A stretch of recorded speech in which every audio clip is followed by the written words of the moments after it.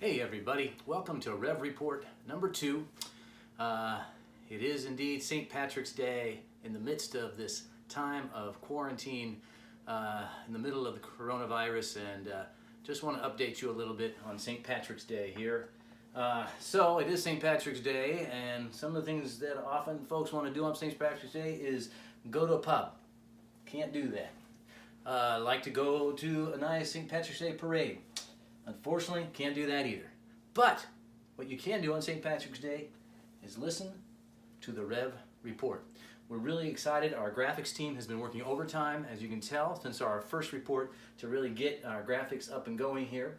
And so we just want to cover a few things for you. As we talked about last time on the Rev Report, the reason we are doing this social distancing program as a wider community is so that we can move that peak red spike hopefully over, so that it moves under this line and takes time out, so we don't have a lot of people catching the coronavirus at the same time. We spread that out. We make sure the most vulnerable people don't get it. We make sure our system, most importantly our healthcare system, is not overwhelmed by that, and that curve means we get there. And in order to get from here in this red curve that causes all kinds of challenges to us and causes all kinds of suffering and sorrow, we move ourselves hopefully to this curve, and we do that not by fear but by love.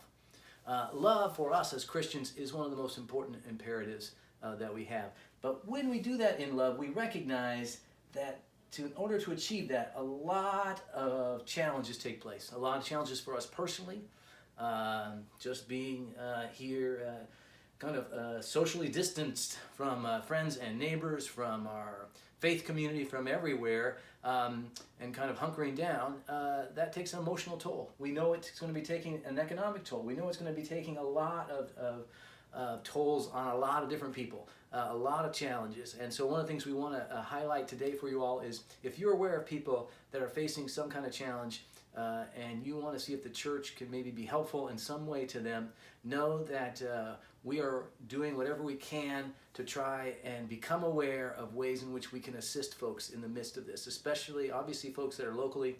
But for all of us, we're going to have to be thinking, how are we going to make a difference in our local community, not just in the next few days, but in the coming weeks and months and even years.